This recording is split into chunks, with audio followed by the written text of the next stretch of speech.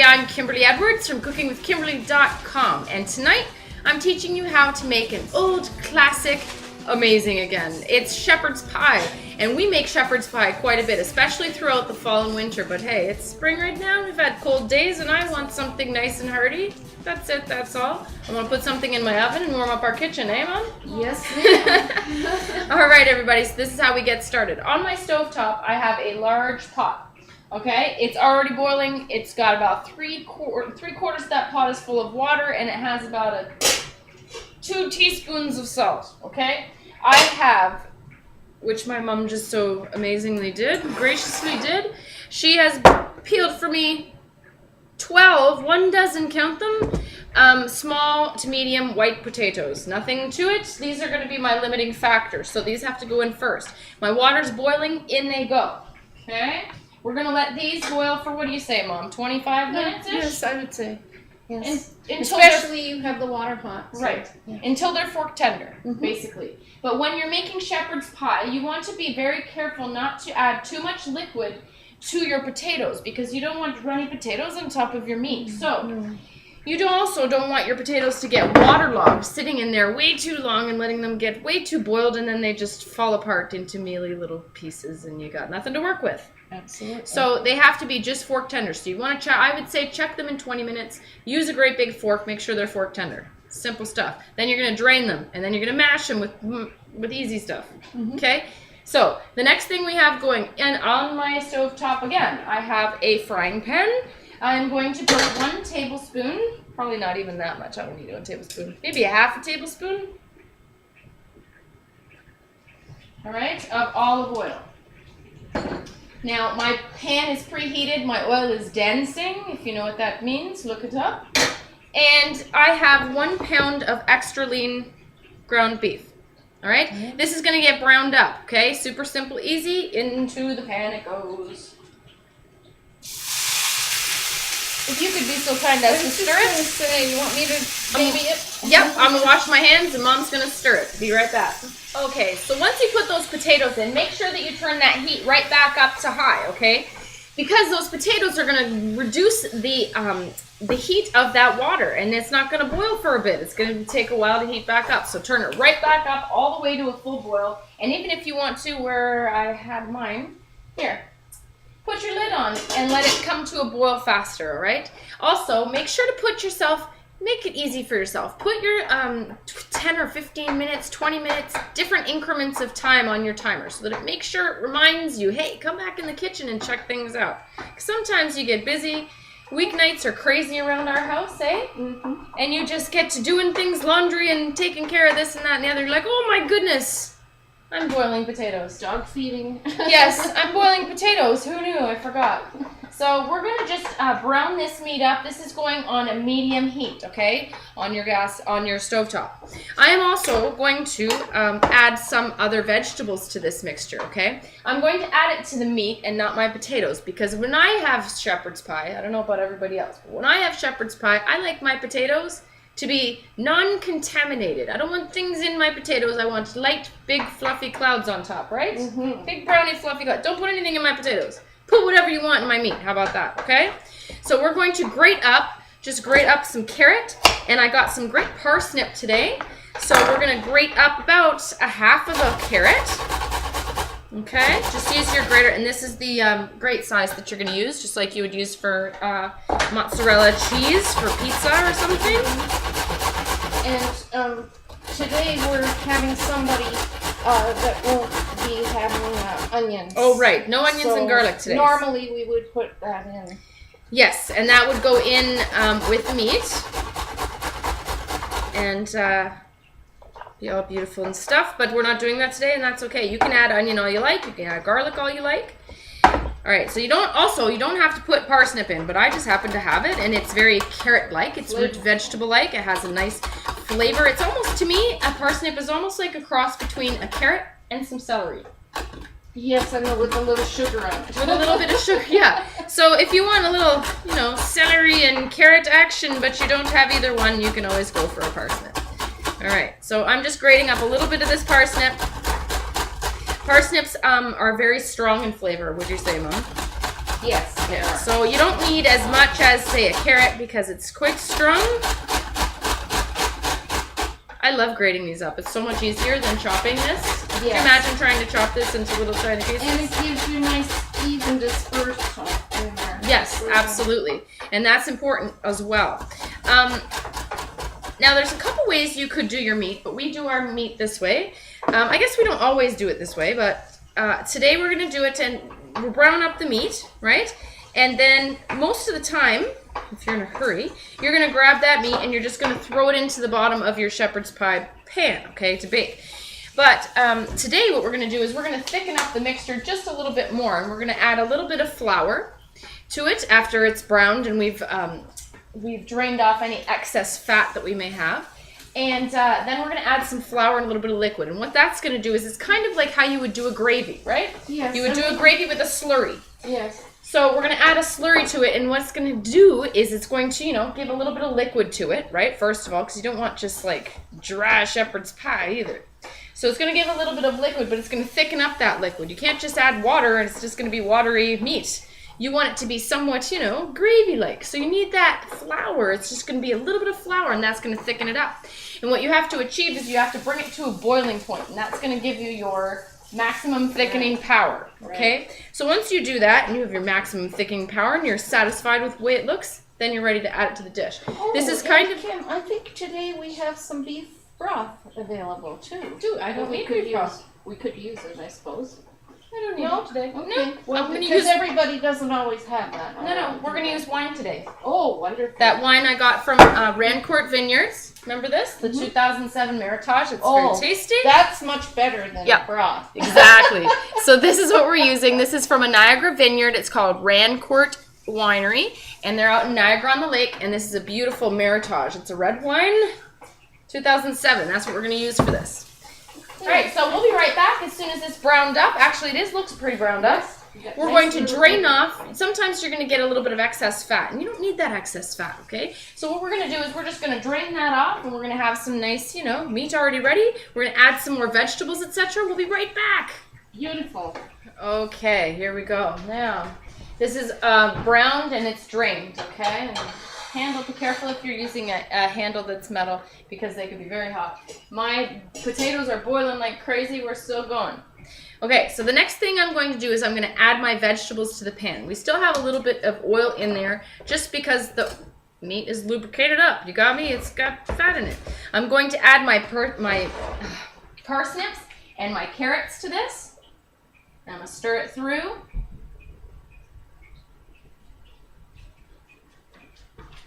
And I'm also going to mince up some fresh parsley.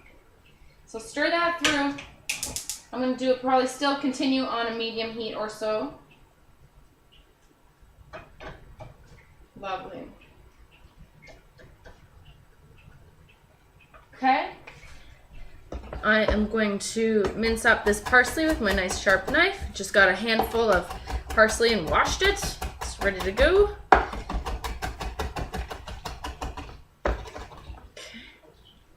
Just doesn't have to be finely chopped, I guess. It just has to be chopped.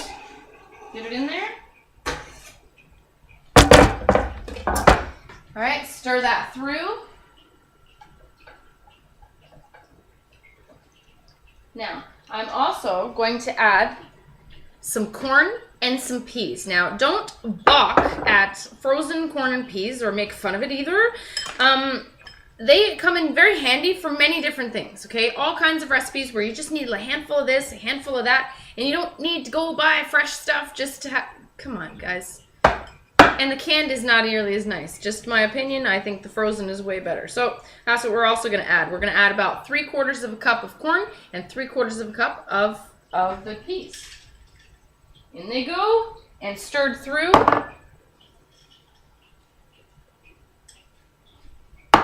Lovely. All right, now the next thing I'm going to do is I'm going to sprinkle. Now I'm doing it like my mom. You can do it where you're like more thorough and you do it in a jar and you shake it and make sure that the slurry is completely, I'm not doing that. I'm doing it like my mommy. Now my mom would sprinkle on top, sprinkle that flour on top, make sure it's even. You don't just put a big clump of it. And now I'm going to stir in some of my liquid, which tonight is some wine. Okay? Now, if you want to add a little bit of water, a little bit of stock, a little bit of tea, go ahead and do so. I might do a little bit of tea because I just want to make sure that this is all the way mixed through and that flour has a chance to mix with some nice liquid and make a little bit of a gravy. Now, your vegetables are going to actually give up some of their liquid as well to this. So, sit tight, don't be worried about it. Stirring it all through. It smells so amazing. Now, we also have to season this, okay, guys? So this has all our ingredients, but we gotta season this bad boy now. All right, so we're gonna use some cool stuff. In my potatoes, I'm gonna use a little bit of nutmeg, and that's just a little, you know, little trick my mom and my Grammy always did. So that's what I'm gonna do. Also, I'm gonna put salt and pepper. So in goes some little bit of salt and pepper. I'm using these really cool Drageria salt and pepper grinders. They're really heavy duty and super cool. They're black pepper. This is a black pepper, and this is a sea salt with red wine. Okay, into my mixture. Now, by the time that my meat is done and I'm satisfied with the flavor and everything's good to go, my potatoes should be all the way cooked through, and I can just quickly mash them with a little bit of butter and some salt and pepper, a couple dashes of that nutmeg, mix it through, top everything, okay? So I'm going to move all this out of the way. I'll be right back. Okay, so altogether I used about a half a cup of wine and about another quarter cup to a half a cup of water to just make sure that everything is mixed through. All my seasonings are in there beautifully, and that flour has something to work on, all right? So this is just going to heat through. I'm going to make sure that that flour is pretty much cooked. My potatoes, I need to check them.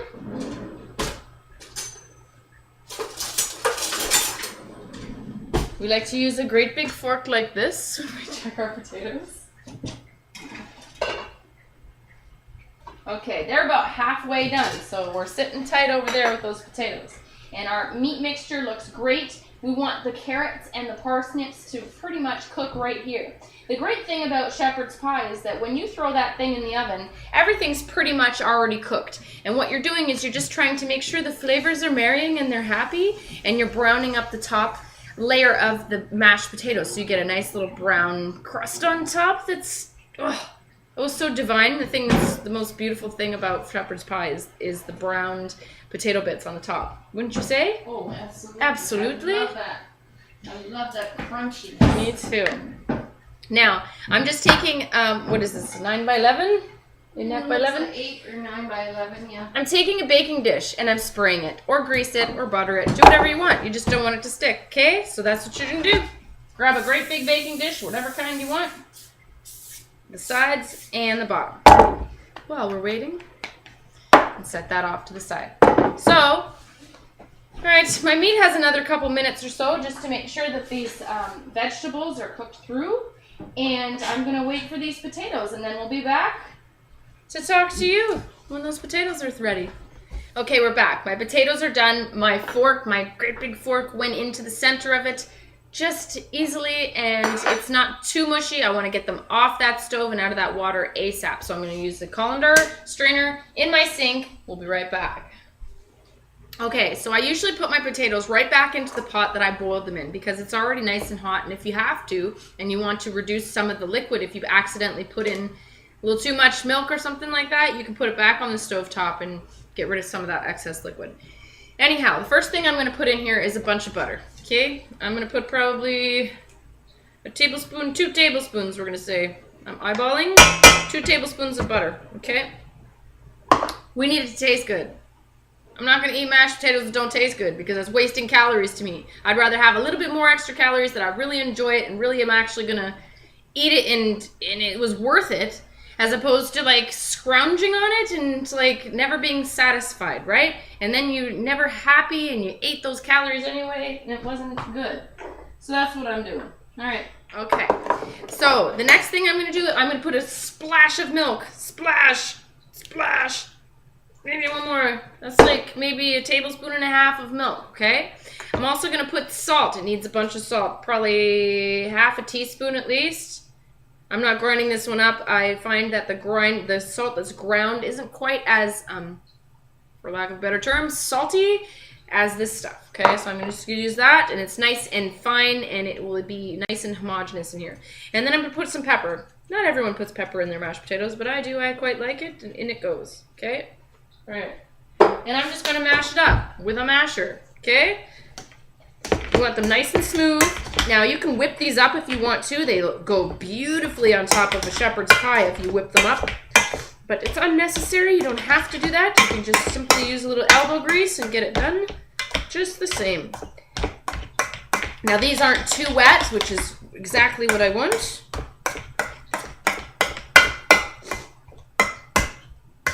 But I still will probably add just a little bit more milk in here because I want them to spread nicely. Even though I don't want them to be completely wet, I want that to be able to spread and I'd be able to make a nice design on the top, right? A little bit more milk.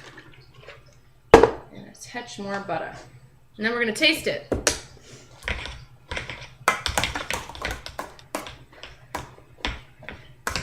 Okay, these are a nice consistency, and this is kind of what I'm looking like. They're moldable, and they're nice and soft, and they're done beautifully. Okay, so you can see that I'm able to actually mold it. I'm actually able to make like a straight line and stuff, and it's good. So now I got to make sure it tastes good. Let's do the taste test.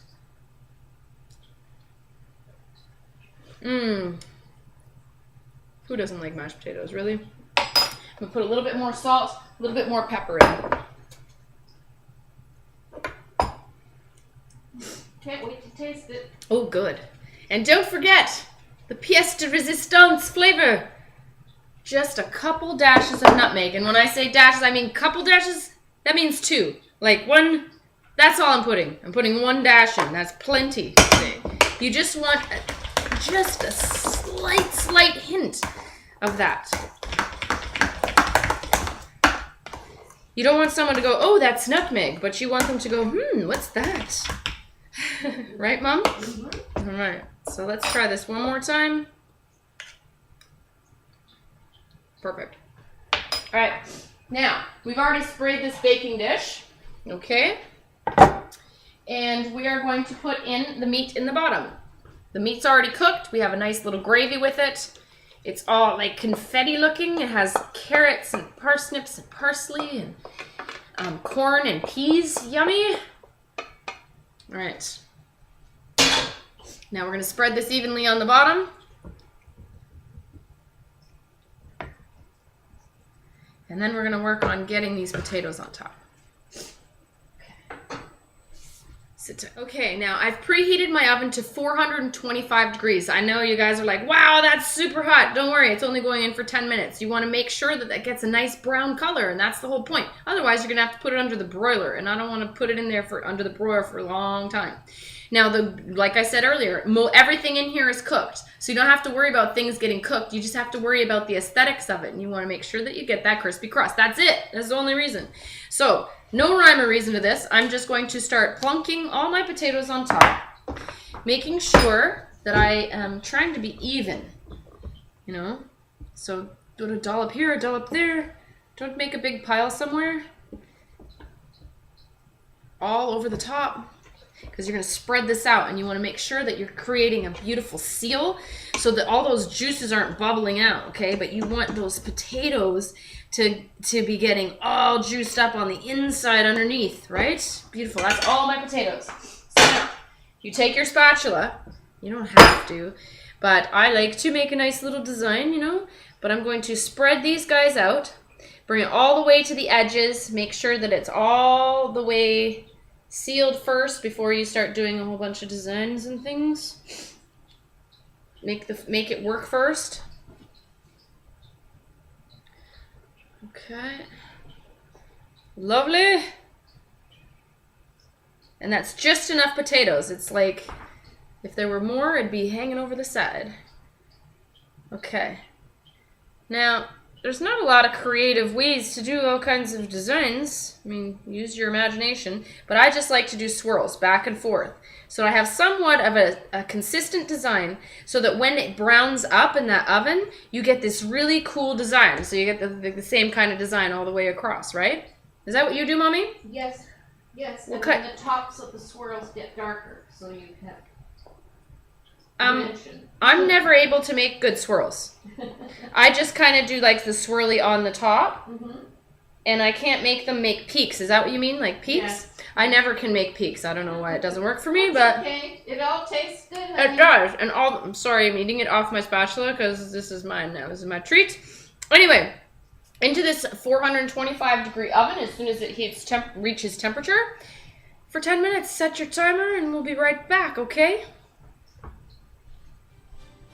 Okay, everybody, here is the shepherd's pie. Hold on. Actually, it looks beautiful.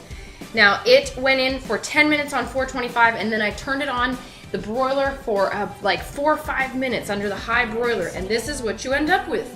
A gorgeous-looking shepherd's pie like this, and then it's all nice, and you have some nice brown marks on the top, okay?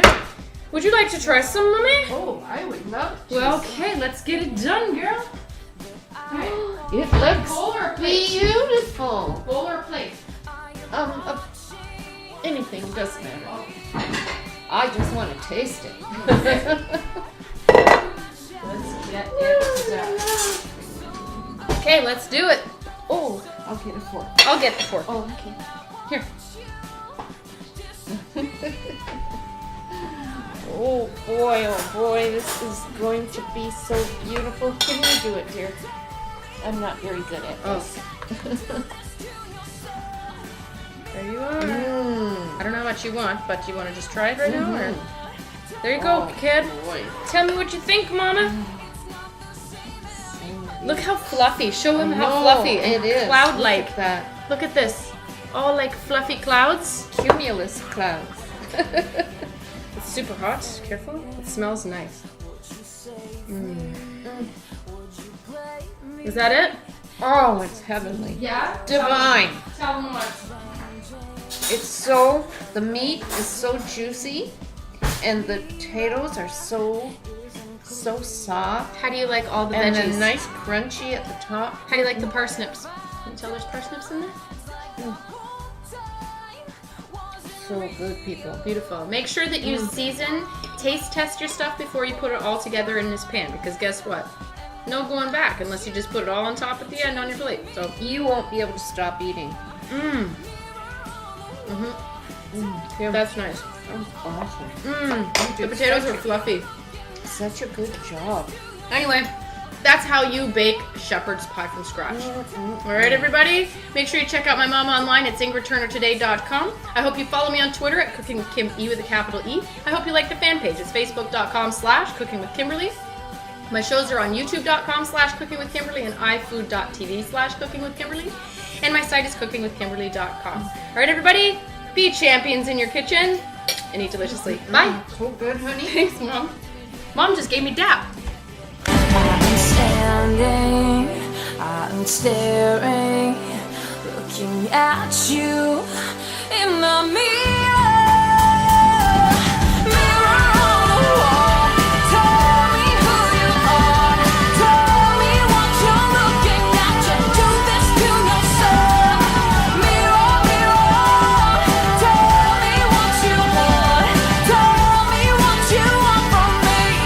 It's not the same